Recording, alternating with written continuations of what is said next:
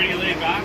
We have John who can answer technical questions. We got Patrick who can answer questions about the future of Porsche and how much fun it is to drive, you know, like a 1960s 962 around the track and all kinds of crazy stuff like that.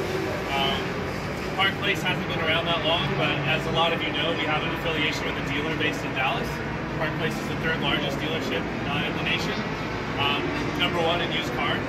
So, you know, we have a lot to live up to in terms of, you know, how we interact with you guys and all that. So if you can tell people back at Park Place that we treated you right, that, you know, we're nice people, that go a long way.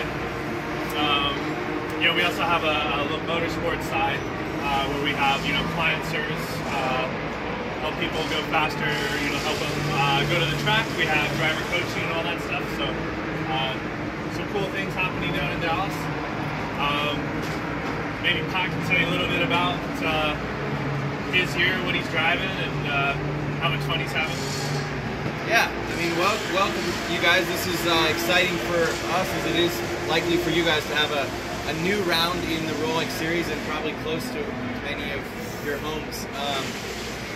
Tonight we're looking confident.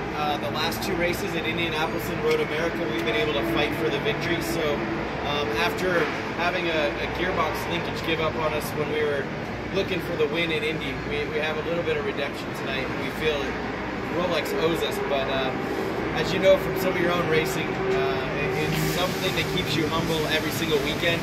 Huge competition tonight from Ferrari, BMW, Corvette, Camaro.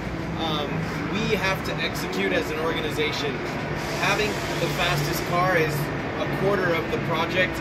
Strategy, pit stops, the drivers doing their job. For us, it's somewhat of a way easy because we get out there, keep the car out of trouble, drive as fast as we can.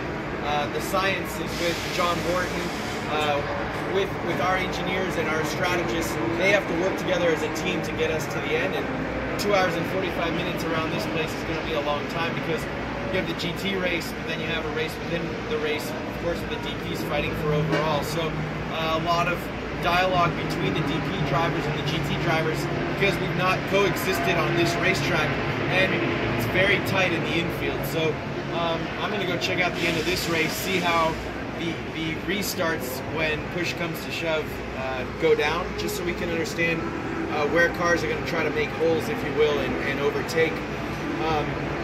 Specific to my job, Park Place and Horton Autosport is one half of my project for this year under the Porsche banner, the other half being in the American Le Mans Series. But this year, for a young team, we've been able to deliver a couple of podiums, the first podiums for this team, and a great association with guys like Mike Vess, who have been tremendously successful in the business world and have chosen to make the Rolex Series their golf game. And for a guy like Mike to show up and run at Daytona, the 24 hours, the mecca of endurance sports car racing in this country, it's a great sort of inspiration for a lot of you guys who start at the club level and wonder what it would be like to join guys like Patrick and myself at the Rolex 24. And I think that's the coolest part about this sport is if you do your homework, you prepare like Mike has, physically, mentally, you get your right experience, you can be in center court of Wimbledon, you know, within 24 months. That's a pretty amazing part of our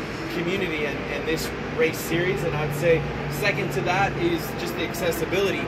When NASCAR comes here in October, you know, it's hard to see the drivers interact with the teams, be up close with the cars, and I think that's the coolest part of what sports car racing is all about. So yeah, I'll let somebody else take the mic, but thanks for being here and thanks for your support as fellow Porsche owners. Thank you. Anybody have any questions for John, Mike, myself, or Pat?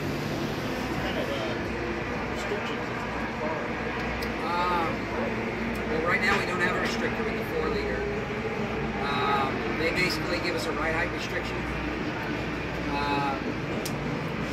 The series sanctions they follow the different cars by balance and performance. So they do section times throughout the track and all these individual tracks, and it's constantly changing. And so right now, because we're behind the 8 ball on the Porsche, majority of the year they took out our restrictor and gave us less weight, 2600. Where before, I think in the last year we were 2640. And then Daytona, we were a higher ride height. We were 2.5 inches, and now we're back down to 2 inches. Yeah, it's a spec tire. Is every team on the same one? No, they have different tires spec'd out for their package. It's also prep. There's two different preparations in Rolex. There's Prep 1, which is like a car that started life as a street car. So our Porsche, the Ferrari, the Audi are Prep 1 cars. They have Prep 2, which is like the two-frame cars, the BMW, the Camaro. So the two-frame cars, because they're lighter, and they basically, their life of the car began from a blank sheet of paper, right? So they got to design their control arms and all that stuff. So since we didn't get to do that, we get a little bit bigger tire. But, you know, in trade for that means our car doesn't work quite as well through the middle of the corner. Maybe we're a lot harder on that big tire throughout the course of the race, you know, so our tire degradation is going to be harder to control over the course of 2 hours and 45 minutes. But that's, you know, we go back and they adjust weight, they adjust ride height and all that to either help us or hurt us depending on the performance, which John mentioned. Yeah, there's a lot of work done on the entire package to try and extend the life of our tires, all the business in the back of the car. We really work hard at trying to manage that.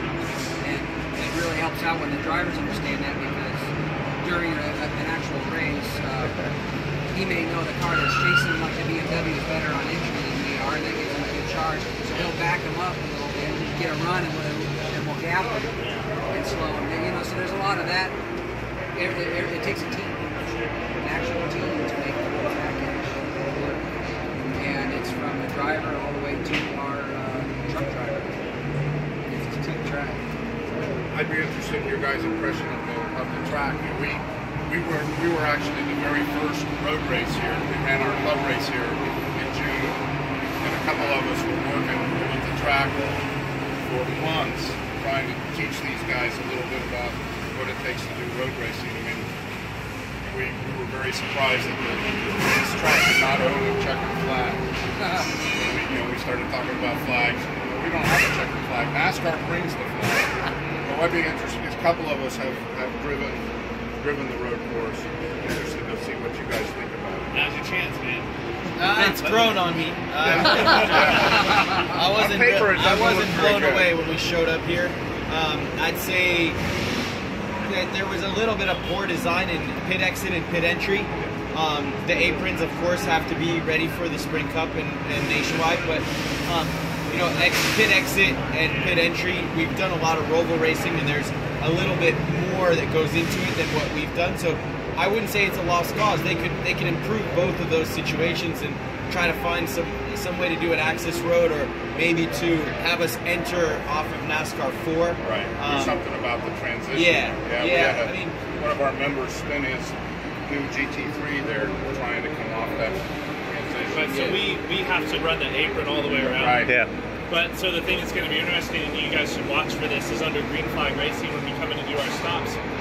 We're racing on the apron, a flat, dirty surface, because all those marbles and everything are falling down the hill onto that apron. So we're stuck. We have to get into the pits as fast as we can, and we're going to have someone on our bumper, or probably someone in front of us too, and we're going to be trying to beat them down in the pit lane. So it's really hard to have that car leaned all the way over to the right on a dirty surface, and then have to slow it down on those right side tires, you know, brake and turn the car into pit road. It's going to be very difficult. One of the things you need, the track management, you know, we have a pretty good relationship with the president of the track, and he's very, very interested in maintaining this. If you've got feedback for the track, I would encourage you guys somehow to get that to Pat Warren. Go directly to him. They're working on it very hard. I can tell you that. He's been hearing it in the drivers' meetings. Yeah, good. That's good. He's a big boy, and he can take it. The main thing is we're coming back here next year too. No decisions, but the main thing is an advocate of safety, first and foremost. The flow and it's very smooth. There seems to be relative runoff. It's more technical than I expected. I think if you look at turn 1, if that apron wasn't as aggressive, you might have a little bit wider of an approach. Right. And then in turn 6, going back onto the banking, that's a pretty tight U-turn. But let's wait and see how it races. Right. If it races well, we'll all go out of here with a positive, reaction. If it's just a yellow flag fest, then Yeah, the original layout for the road course had an additional 3/4 of a mile in the infield, but the NASCAR people wouldn't let it carve up that space. The original drawings were a lot more interesting. I think this is reasonable, and every time you're running around a track in under a minute and a half, it's a good place for fans to be. Right. Because then you see the cars go by, Right. and then a minute and 14 later they're coming back around, and that's great. You know, places like Lime Rock where you can pretty much see 2/3 of the race from one hill.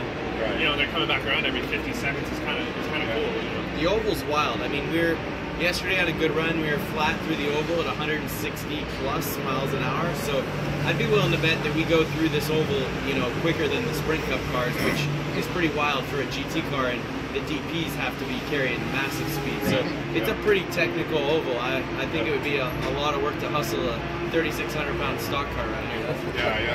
That's It's the first fun. thing I thought.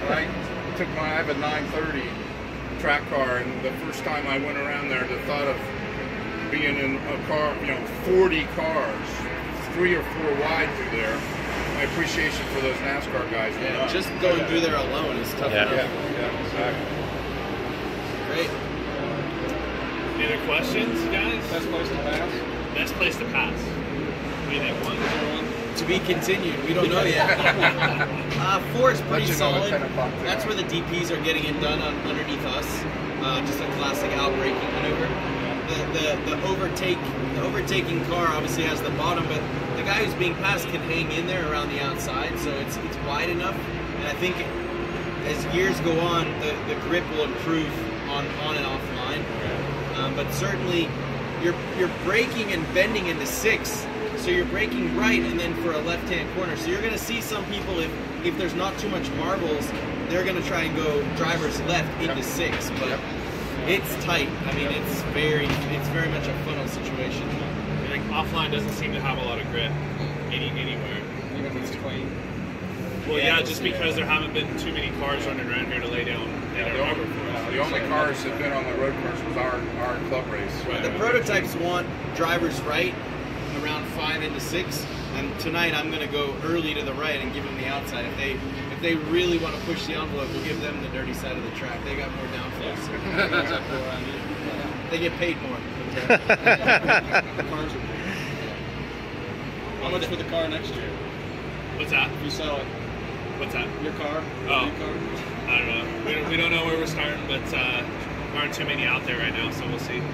Question is, what are you going to do with it? And it's probably just going to be a really, really overbuilt PCA car, so GTA 2 car, basically. That's okay. I For mean, some they're guys. cool. Yeah.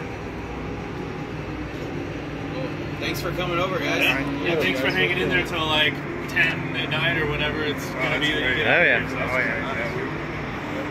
It's nice when I have it close to home. He had a question. Flying to Daytona or somewhere.